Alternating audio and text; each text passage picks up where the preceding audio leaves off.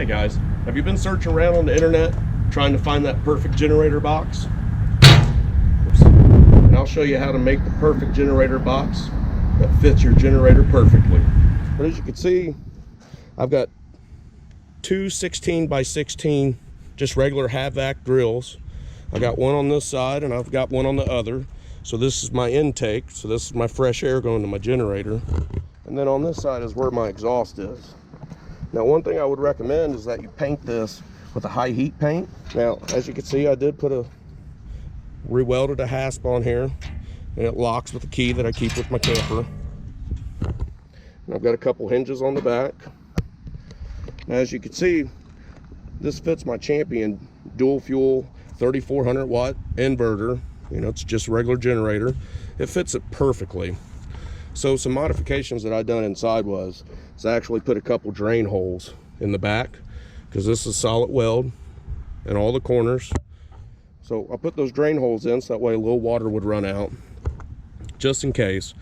I've been through 3 or 4, almost seems like tsunamis already, and I've hardly had any water build up on the inside of this box. So it's been solid so far. Now, as you can see, I did cut a few holes right here, and I've got one on the back, and I ran a ratchet strap through, so that way I could ratchet strap this down and secure it, because I do run with this on while driving down the road. Another thing I've done, so what I've got is I've got a 50 amp to 30 amp adapter. Now, I tried just finding the plugs on eBay, and I looked on Amazon, and to actually find this plug right here, it was going to be like 50 bucks, maybe 60.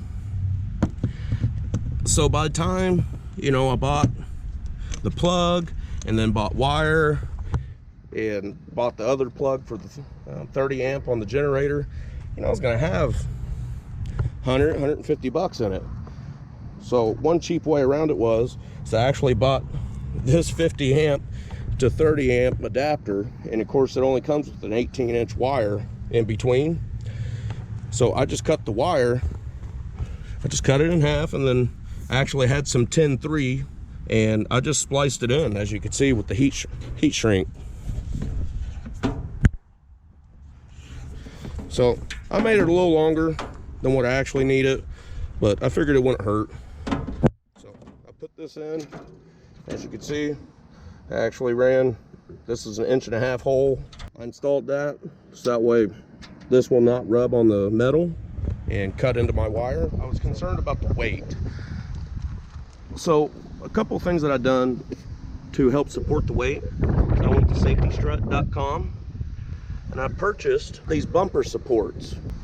So what adding these two pieces done for me is it actually increased the amount of weight that I can carry on the back of this bumper.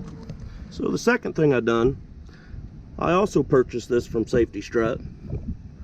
There's actually, this was made to carry a generator, but the problem was if you bought the kit, it actually was a basket and it was open to the elements.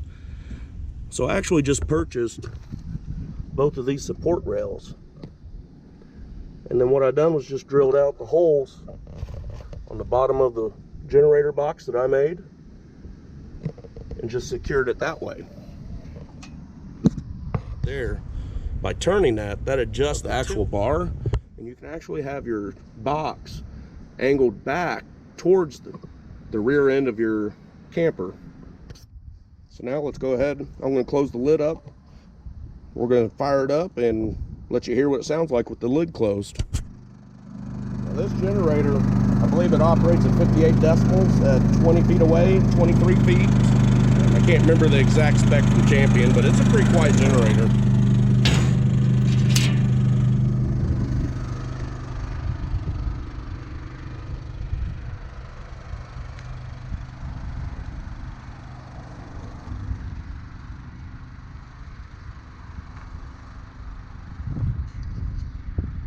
I'm probably 15 feet away from it, and I barely can hear it. This thing operates pretty quietly. One adjustment that I will make, I'm probably going to install a 12 volt fan and mount it somewhere on this side to help pull air in, just to kind of move this air inside the box a little bit better. I do have the DC connection down here. As you can see, it's not a really good view, but this generator comes with the DC connection. So I can easily just mount me a 12-volt fan and then run the DC connection to my generator while it's running. I did go ahead and buy that DC fan, and I got this off of Amazon. I think I only paid like 12 bucks for it. Pretty cheap, really. All I did is the fan actually came with a connector like this, and I just cut it off. And then on my DC car adapter here, it came with a couple eyelets on the end of it, and I just cut those off.